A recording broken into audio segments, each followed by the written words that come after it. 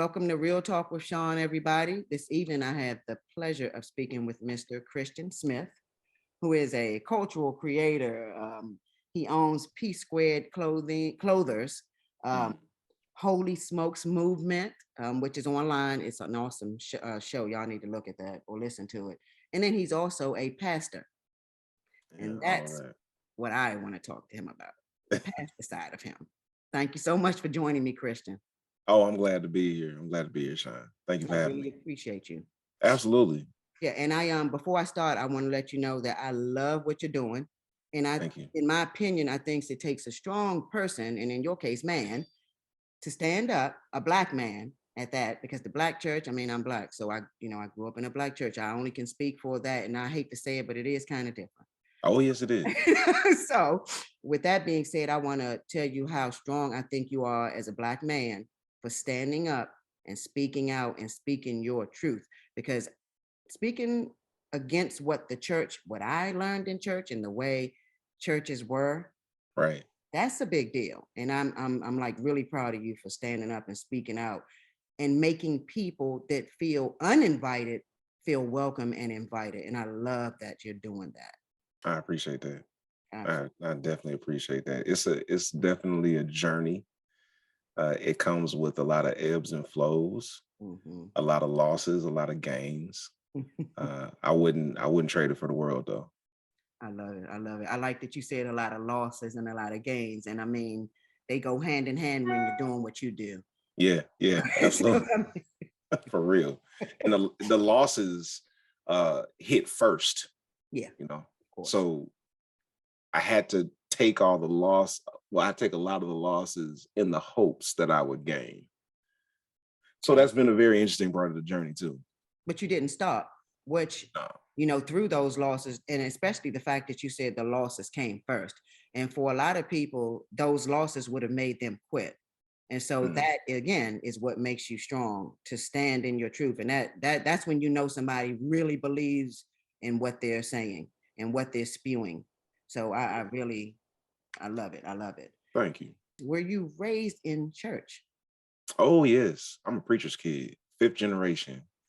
So my dad was a pastor, my granddad, my great-granddad, and his uncle were all Baptist preachers. So I've been in church the vast majority of my life.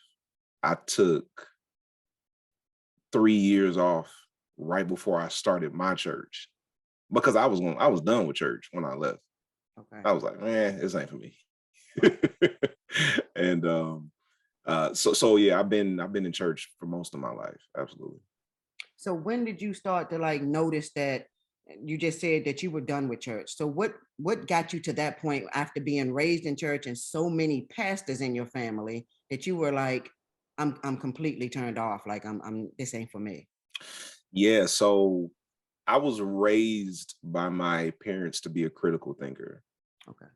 My dad used to tell me to state my case when I had a request. Like, okay, you want to do this? All right, state your case. Why should I let you do this? Right. So he was almost like training me for argument, debate, like I was going to be in the courtroom, right? But they didn't tell me to apply that critical thought to my faith. Okay. So they taught me how to think critically, but didn't apply it to my faith. Then I acknowledged the call to preach when I was an undergrad at Alabama A&M.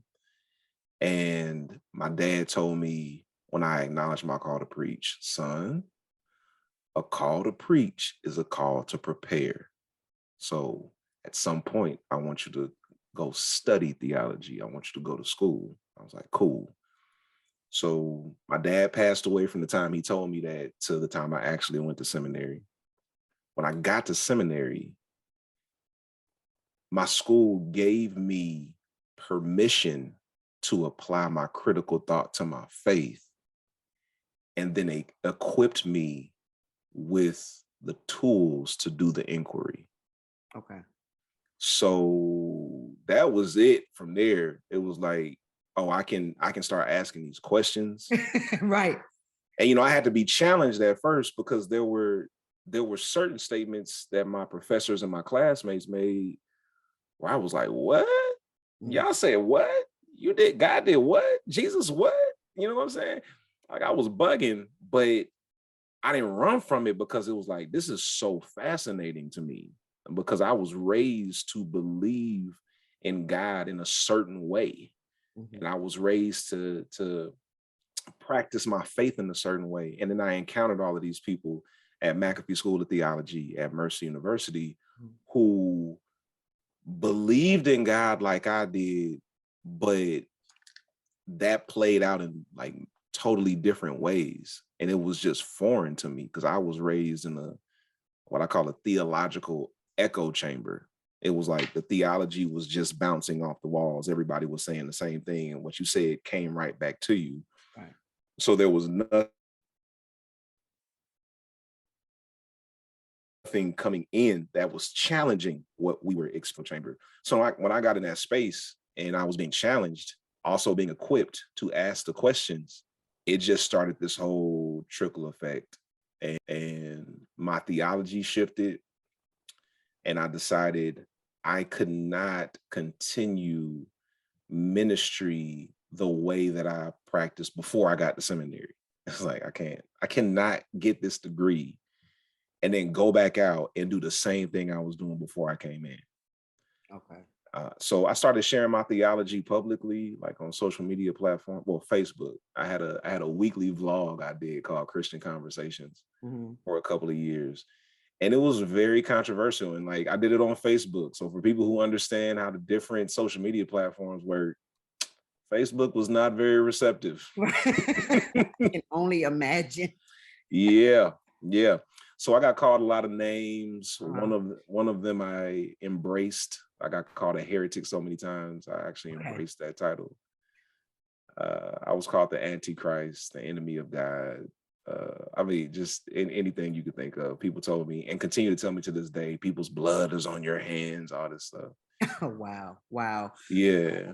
Do you believe that is because you don't teach or preach that certain way that you mentioned? Absolutely. Okay. Right. That's exactly what it is. So so let's back up a little bit now. I remember when you said that there was a time that you had got to a point where you were like, I'm done. This is not for me. And then, you had a calling on you. So even if you wanted to fight it, it was there apparently. Because you're here now. You're back in a different way. Right. So when you decided to walk away from the church, what was it that led you to say, you know what, something isn't right? Because apparently you were already questioning some of the teachings that I'm assuming that's what led you to want to be done with it. So what made you want to like finally decide to like, I can't do this? So the church where I was currently serving at the time I was going through seminary kind of pigeonholed me into one role. Okay. I was a worship leader and I did that well, but it's not what I knew I was supposed to do ultimately. Right. So I got pigeonholed there and decided I should go to a different place where I wasn't known as the worship leader, and started doing some ministry. And that was the year Supreme Court came out with the marriage equality ruling. Right. And the pastor preached a message that Sunday that was very unkind to the LGBTQ plus community. I had already evolved in my thinking on those matters. So I decided I need to have a conversation with my pastor and let him know, hey, this is what I believe on this topic. And I said, I'm not trying to preach against you in your own church. I just wanted you to know where I stand so that we can try to figure out how to coexist. Because I know you want me to work with the youth and I can't lie to them, but I also don't want to dishonor you as the pastor of the church. So like, how can we work this out? And he told me like, look, if you can't get with me on this topic, ain't no place for you in leadership in my church. Wow. So I was like, okay. And I dipped. Exactly. And I commend you because once again, that's, you spoke your truth. And like, I'm not trying to disrespect you, but I'm not feeling that same way. And I mean, and a lot of people would have folded. Oh, okay, well, you said that I gotta go or there's no place for me here, then I guess I'll just change my thought process and do what you want me to do. So I again, there, deserves commending, I'm sorry, for you doing that, because a lot of people, like I said, they don't stand up. They just kind of fold, especially in the church. Mhm. And you were young, I'm assuming. So, if your pastor, they are the know all, tell all Mhm. to Mhm. some people. Yeah, So yeah. I'm glad that you decided to leave and start your own thing. So now you're in college and you've graduated college and you're speaking on Facebook. So tell me how it evolved from Facebook to where you are now. So when I was in seminary, I got a assignment in the spring of 2015. I was taking a class called Ministry with Adults, and the assignment was to teach an adult Bible study for 5 to 8 sessions. The church where I was currently serving, where I eventually left, did not have a way for me to teach that Bible study at the church because of like logistical issues. So I invited some people to come be a part of a small group in my apartment for the sake of this class assignment. So I had like 6 or 7 family and friends come through. We did a 6 week study on the book of James. And I was taking a lot of the stuff that I learned in seminary, a lot of the like modalities of teaching that I learned and so on and so forth, and incorporated that into that classroom assignment. And after the first session at my apartment, my wife looked at me and said, "You know, you're not going to be able to stop doing this when the assignment is over." And I was like, uh-uh. Like, this is a, I'm like, I don't know what you're talking about, but when this classroom assignment is over, I'm done. I ain't trying to start no small group. Right. And she said, "Okay, we'll see." And I was like, "Okay." So we got to the last session and we ended it and I was giving my goodbyes to everybody. I was like, "Thank y'all for doing this. I got everything I need for the assignment." And they were like, "Whoa, whoa, whoa, wait a minute, wait a minute. No, no, no, no, no, no, no. We're not ending this. Like, we'll be back next week. What's the next study?" I said, Oh, I said, "What?" And that was the beginning of my church. wow. That's how the faith community came to be. Um, From you holding classes in your home. And then yeah, and you actually tried to back out like that. You were trying to be done. I tried to back out multiple times. Like I, so the small group kept going, and then during that time, I left the church Mhm. that I was serving. So when I left the church, I just had my small group, and I was cool with that. And after doing a small group for like 2.5 years, one of my friends was like, "Kristian, what the hell are you doing?" He invited me to coffee. Like, he set me up. Adam Gray. I'm gonna have a conversation with him on my podcast about this one day. He I really can't wait. set me up. He invited me out for coffee. And I was thinking we're gonna have a regular conversation because we have great, robust conversations. And he started it off with, "Kristian, what the hell are you doing?" I said, "What are you talking about? What am I doing?" He said, "Why haven't you started your church yet? You got a whole church meeting in your apartment every week and you ain't doing nothing with it." I said, "Whoa, chill." You know what I'm saying? First of all, don't talk to me in that tone of voice. And then I said, "Nah, like, this isn't a church. This is, it's a small group. I'm not trying to start a church. Like, I got a clothing business. I'm trying to build. Like, I'm trying to get that money. You know Right. what I'm saying? Ain't no money in starting no church. Hmm. So let me get my money up, and then we can figure out Yeah. what ministry might look like after I get my money." Right. And every single rebuttal I had, he just shot me down. Every single rebuttal. Like, he said, this is the one I remember most vividly when I talked about trying to, get my business going first and get my money right. He said, like, "So did Jesus tell the disciples, go out as soon as you get all your business straight, or just go out and do it?" I was like, "Whatever." Okay. And look, I still wasn't convinced. Right. And Give he me said, "Okay, another one. You gotta give me more than that. Give me listen, something different. Okay. I'm Come gonna in. tell you, I'm gonna tell you what he did. He set me up. He said, "Okay, if you don't believe me, just talk to the people in your small group." He No. said, Yep. if they don't want to do it, then don't do it. But if the people in your small group want to do this, then just go with them." I was like, "Cool, I can agree to that." Because I'm gonna go talk to these folks and they're gonna be like, "Nah, I don't want to do no church." I went and talked to everybody one by one. And the recurring theme was, "We just been waiting on you." That you already got us. We just waiting for you to make the next move.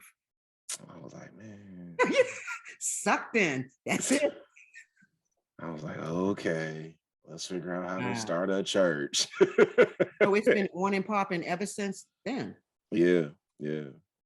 Ever since So, then. wow. And so now I know along the way you've grown, of course. And so are you still getting a lot of slack from like typical Christians? Oh, yes, So you absolutely. still get a lot of pushback. You know, what's really interesting is I think a lot of typical Christians who have known me for a while figured that I would just fade away. Yeah. Yeah. Uh-huh. Because they've been around longer. Their Yeah, teachings have been around longer. yeah. Uh-huh. They figured my theology was on the fringes and would never make it to the center.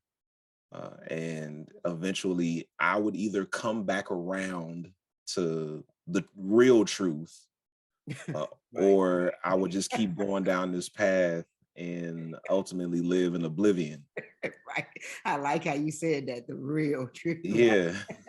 I'm very particular because I was raised in church, and then of course I'm gay. So, at the same time I was raised in the church, I also felt pushed away from Uh, it. And it's most of my family, yep. but not my family, from my immediate family. I must say to y'all, everybody's, very accepting. It's the outskirts of the church. Mhm. But tell me what is deconstruction? Explain that to me. Yeah, deconstruction is it's embedded in the word. To deconstruct is to take something apart piece by piece. And that's what you do with the Bible, or our train of thought that we've Yeah. been taught. Is that what you do? Yeah, I deconstruct popular Christian theology to see how it works. And the the beauty of deconstruction is that it can lead you in so many different directions. Some people take apart their faith to understand how it works and then decide, I don't want to have anything to do with this anymore. I was one of those people that when I deconstructed my faith and my theology, my goal was, is there a way to make sense out of this? Because if I'm going to practice it, it has to make sense. Because now, like, I see things that I never saw before because I've removed a lot of the filters.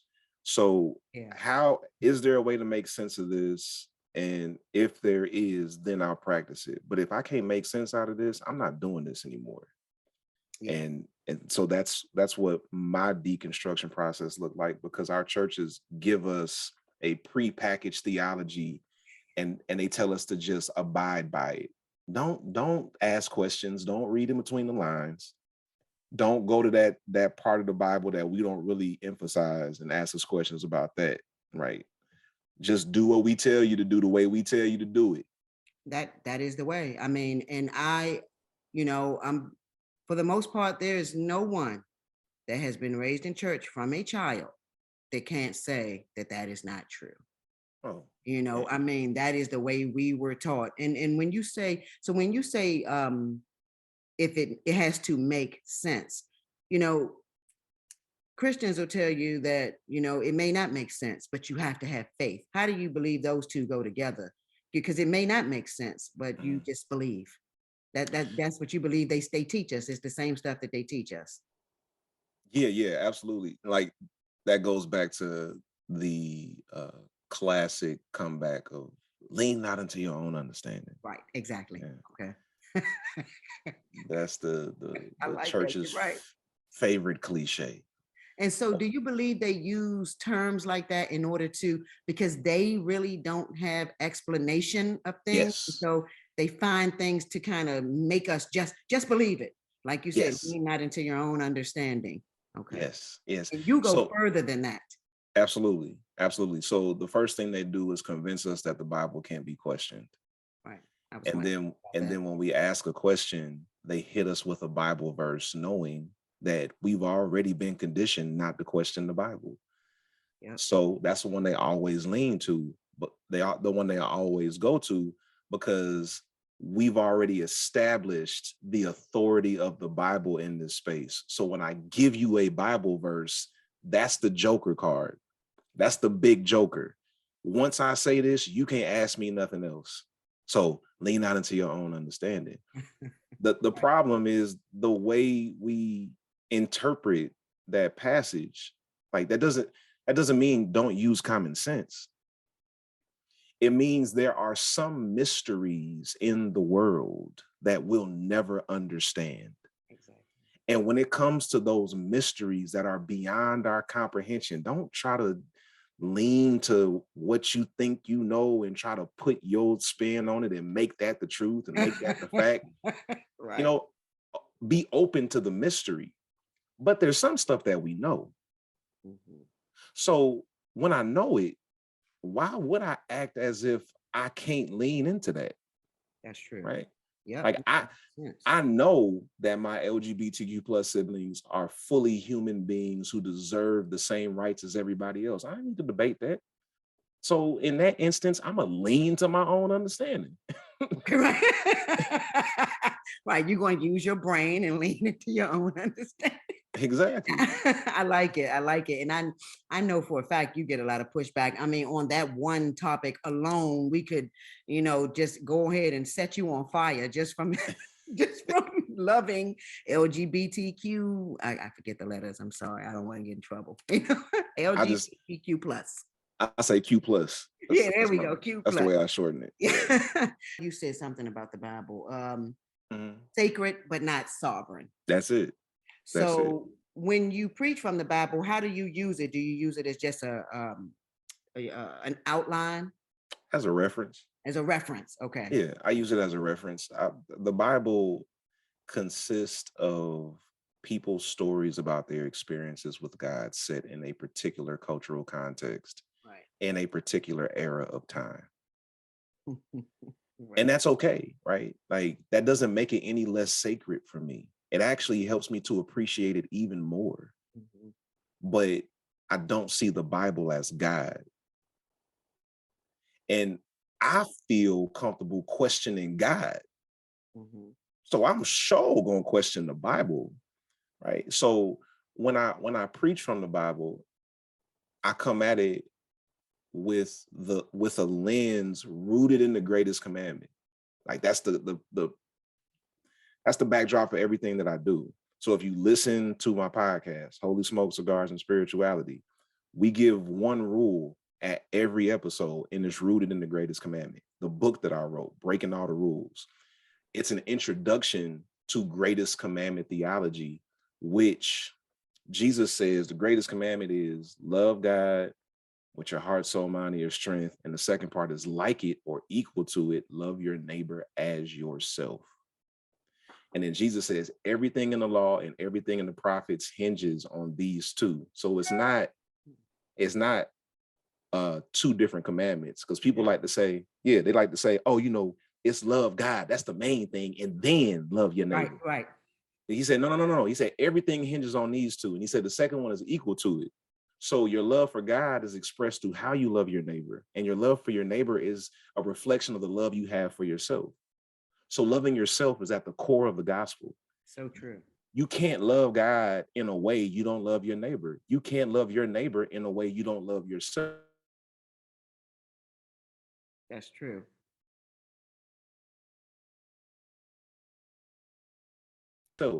So when I'm preaching from the Bible, question, how does the greatest commandment apply here? Okay. Okay. Right? Okay. So when I read other Bible stories, I'm asking the question, how does the greatest commandment apply here?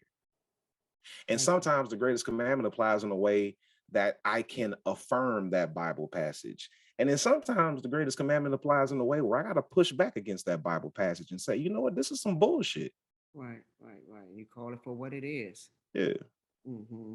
And now, yeah, I love that. I mean, so where's your church located? It's in Atlanta? So we're a virtual community of faith.